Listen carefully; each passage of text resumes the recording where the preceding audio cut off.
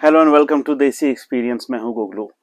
खुदा खुदा करके आज ये कुफर टूटा कि पाकिस्तान 4 लगातार वनडे मैच हारने के बाद आज जीत उन्होंने अपने नाम की है। Congratulations to Pakistan team. अच्छा, टॉस जीत के जो नेदरलैंड है उन्होंने हमें पहले बैटिंग करने का जो है वो इनविटेशन भेजा और हमेशा की तरह और ये बात मैं काफ़ी टाइम से मतलब अपने दोस्तों की गैदरिंग्स वगैरह में कह रहा हूँ कि जो फ़खर जमान का जो प्रॉब्लम है ना, वो स्किल इशू नहीं है। उसकी स्किल सेट बिल्कुल ठीक है। उसका कोई मेंटल इशू है। उसके दिमाग में कुछ चल रहा है। उसकी बॉडी लैंग्वेज, उसकी जो आंखें हैं ना, वो एक्साइटमेंट में है ही नहीं जो चैंपियंस ट्रॉफी के अंदर उसकी उसकी थी। आपको मैं एक बात बताऊं कि जो वसीम अकरम की जो पहली अहलिया थी हुमा, वो बेसिकली साइकोलॉजिस्ट या साइकेट्रिस्ट दोनों में से कोई एक थी वो।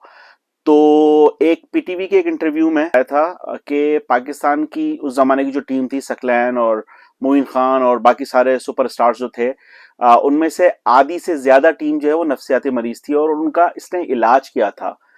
तो मुझे कहीं ना कहीं लगता है कि पाकिस्तानी टीम के अंदर जो साइकोलॉजिकल जो प्रेशर आ रहा है, वो जो है नजर आ रहा है वो टीम के अंदर। हो सकता है मैं गलत हूं, आप अपनी राय से मुझे बताइएगा कमेंट के अंदर। क्योंकि पाकिस्तान के स्किल सेट में कोई परेशानी नहीं है, बंदे हैं भी फॉर्म में। इमाम भी माशाल्लाह वर्ल्ड नंबर 6 है और फखर के भी शॉट्स आपने देखे हैं बड़े जबरदस्त। जब वो खेलता है तो बड़ा जबरदस्त खेलता है। फिर एक अजीब से गंदे से डिसमिसल होके जो है एक गंदी सी शॉट मार के वो आउट हो जाता है। वो समझ में नहीं आता कि वो क्या है। उसके जो बॉडी लैंग्वेज है और उसका जो दिमाग है ना, वो डबल माइंड हुआ है कहीं ना कहीं, उसकी आंखों से लगता है। एनीवे, एज यूजुअल हमारे ओपनर जो है वो आज कुछ खातिर ख्वाह कुछ नहीं कर सके और फिर बाबर साहब आए और बाबर माशाल्लाह फॉर्म में है, लेकिन फिर वो आज जो है वो स्पिनर के हाथों शिकार बने। ये एक इनकी जो है कमी तो नहीं कह सकते, लेकिन ये कि जैसे अगर आपको याद हो तो एक सईद अनवर साहब थे हमारे, बड़े जबरदस्त बैट्समैन, लेकिन लोगों ने उनकी एक जिसे कहते हैं ना कि एक कमजोरी पकड़ ली थी कि वो बाहर की जाती हुई बॉल को छेड़ते थे और वो या तो कीपर या तो स्लिप में आउट होते थे। वो इतनी दफा ऐसा आउट हुआ, फिर उसके बाद उस बंदे ने बेचारे ने रिटायरमेंट ही ले ली। तो कहीं ऐसा ना हो, खुदा ना खास्ता, कि इस तरह का आ जाए। लेकिन कोचेस, जो मेंटर्स, जो डायरेक्टर्स हैं, जो गोरे साहब आए हुए हैं, वो इसके ऊपर कुछ वर्कआउट करे। जब मेरे ऐसा एक इतनी सी क्रिकेट की नॉलेज रखने वाला आदमी भी ये चीज नोटिस कर रहा है, तो उनको तो डेफिनेटली नोटिस करना चाहिए। अच्छा, फिर रिजवान आया। रिजवान की मुझे एक बात अच्छी लगती है कि रिजवान के अंदर एनर्जी इतनी है कि वो एग्रेसिव गेम खेलता है। शुरू में वो अपना डेफिनेटली टाइम लेता है, लेकिन वो एग्रेसिव खेलता है। वो दबाव में नहीं आता है, क्योंकि वो जो है ना डू और डाई वाला उसका हिसाब किताब है। कभी वो इसी वजह से कभी वो आउट भी हो जाता है जल्दी, लेकिन वो उसकी जो उसको पता है कि उसको क्या चाहिए, उसका जो जो विजन है ना वो क्लियर है। ये मुझे उसमें सबसे ज्यादा अच्छा लगता है। और उसने और सऊद ने जो बड़ी जबरदस्त पार्टनरशिप लगाई। अच्छा, सऊद का एक बड़ा ही क्रूशल मौके पे अपना स्लिप के अंदर एक कैच ड्रॉप हुआ, लेकिन उसके बाद उसने कोई चांस नहीं लिया। उसके बाद उसने बहुत जबरदस्त शॉटें खेली। अच्छा, मैं आपको एक इंटरेस्टिंग फैक्ट बताता हूं कि अक्सर मैं भी एक कराची वाला हूं और कभी कभी हम लोग ये बात कर लेते हैं कि यार कराची के साथ ज्यादती हो रही है, हमारे बंदे नहीं लेते और ये वो। और सरफराज के बारे में हम काफी बोलते हैं कि भाई सरफराज को लेना चाहिए। भी हाल ही में उसने एक डबल सेंचुरी की है। कहने का मकसद ये है कि जिस तरह के औरत औरत की दुश्मन होती है ना, कि वही दूसरी औरत का घर बिगाड़ती है, उसी तरह कराची वाले कराची वालों के दुश्मन है। यही वजह है कि कराची की जो आज हालत पहुंची है ना, वो अपनी जो उनकी पार्टी थी उन्होंने ही यहां तक पहुंचाया है। खैर, मैं डिटेल्स में नहीं जाऊंगा, लेकिन सऊद शकील जो है वो सरफराज की कप्तानी में पीएसएल खेल रहे थे। आप बिलीव करोगे कि 20 मैचेस हुए उस पूरे सीजन में। 20 मैच में सरफराज ने उसको एक मैच के अंदर भी चांस नहीं दिया, एक मैच में भी। उसने फिर जब ये पीएसएल खत्म हुआ तो उसने ट्वीट किया कि thank you so much for the management, और इस तरह का उसने कोई ट्वीट किया कि 20 मैच में मैं बेंच पे बैठा रहा और लोगों को पानी पिलाता रहा। तो ये तो हाल है, यानी कि हाथ ही हाथ को खारा वाला हिसाब किताब है। एनीवे, सऊद शकील ने बहुत अच्छा खेला। सऊद, क्योंकि कराची वाले आपको पता है कि जो स्पिनर्स होते हैं उनको बड़ा अच्छा खेलते हैं और बहुत अच्छी, बहुत क्लेवर, और जैसे कहते हैं ना कि बड़ी इंटेलिजेंट क्रिकेट खेली, कि जहां पे बंदे नहीं है वहां पे अगर कोई बंदा बाहर है तो वो नोटिस कर रहा है। जैसे कि मियादाद करता था, अक्सर आपने मियादाद को देखा होगा कि वो गिनता था कितने बंदे आगे हैं, कितने बंदे बाहर हैं, और एम्पायर से जाके बहस करना, साइकोलॉजिकल प्रेशर डालना कि तेरा लूम नंबर क्या है, तेरा लूम नंबर क्या है। अगर आपने देखी होगी, बड़ी मजेदार एक क्लिप है।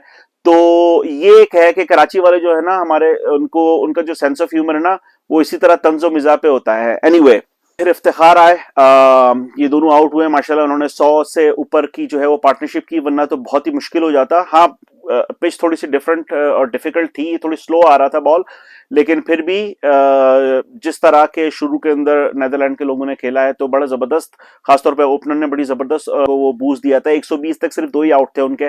खैर इफ्तिखार की बात करते हैं, इफ्तिखार आया, एक अच्छी शॉट लगाई, लेकिन उसके बाद जिस सॉफ्ट डिसमिसल उसने दिया है, जिस तरह वो आउट हुआ है, आप उसकी अगर वो आपने वो देखिए, उसकी टांगे अपनी जगह से 1 सेंटीमीटर भी मूव नहीं हुई है, बिल्कुल खड़े होके उसने, यार तू थोड़ा सा फुटवर्क कर ले मेरे भाई, बिल्कुल हाथों के अंदर उसने जो है वो कीपर को प्रैक्टिस करवा दी कैच की। खैर जो है शादाब ने आज काफी बेहतर खेला, थोड़ा सा निडर लग रहा था खेलते हुए, और नवाज ने भी अच्छी जिसे कहते हैं कि इनिंग खेली। तो ओवरऑल 286 गालिबन पाकिस्तान ने बनाए। 300 का टारगेट होता तो अच्छा होता, लेकिन 286 भी ठीक था। बॉलिंग के अंदर शाहीन का पहला ओवर अच्छा था ऑफ कोर्स, और उसके बाद जो है अपना बॉलिंग तो खैर ठीक ठाक ही हुई है पाकिस्तान की।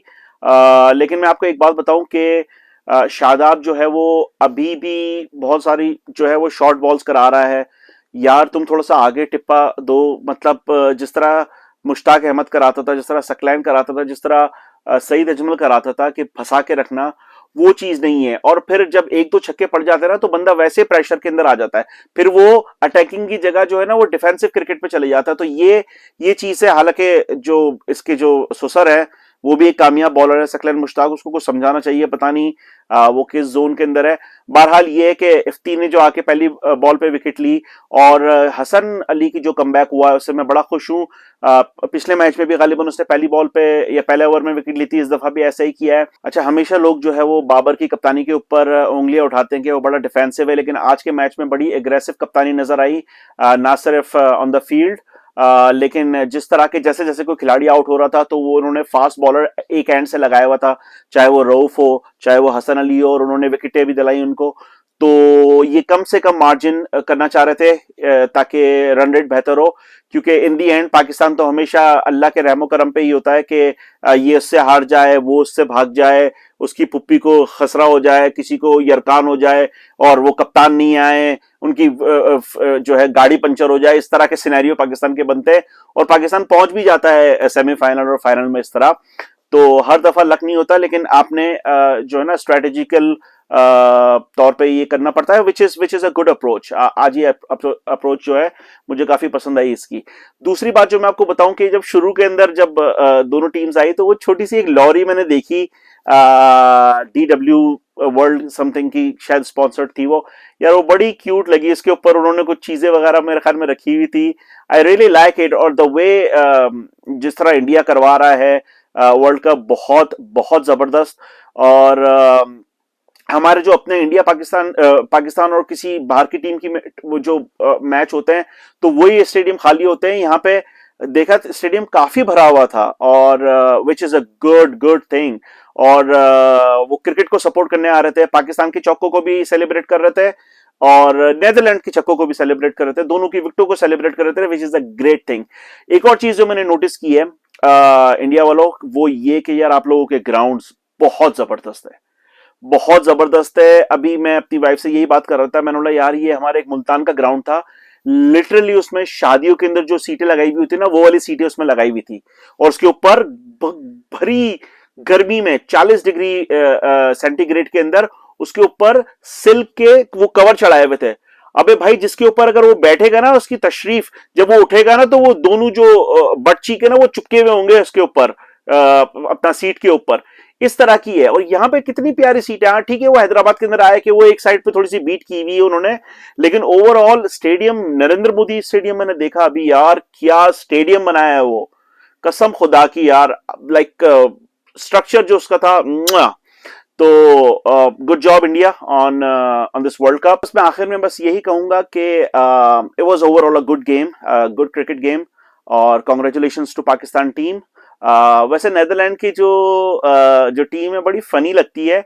अगर आप देखें उनके कुछ खिलाड़ी जिनके बड़े बड़े गोल्डन बाल हैं, ऐसा नहीं लगता ऐसा कि लीथल वेपन के अंदर जो मेल गिब्सन के बड़े बड़े बाल थे 90s और 80s के जो हीरो थे, उस तरह का इन लोगों का थोड़ा सा गेटअप लगता है।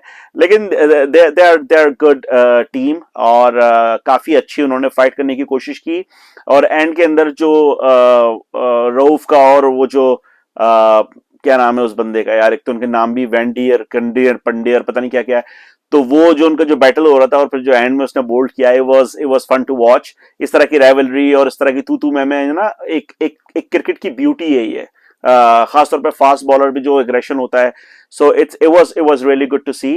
और बस यही है कि पाकिस्तान के जब जब मैच होंगे इंशाल्लाह ताला मैं आपके सामने हाजिर हूंगा। मेरी नाकिस जो है वो नॉलेज है क्रिकेट के बारे में, कोई इतना बड़ा वो नहीं हूं, लेकिन सबको अपनी राय देने का हक है। मेरा अपना चैनल है, मैंने बोला चलो यार व्हाई नॉट, इतना एक तारीखी इवेंट हो रहा है तो थोड़ा सा अपने जो सब्सक्राइबर्स हैं और जो फॉलोवर्स हैं उनसे जरा बात कर सके। तो इंशाल्लाह ताला मिलते हैं अगली वीडियो में। अपना बहुत ख्याल रखिएगा।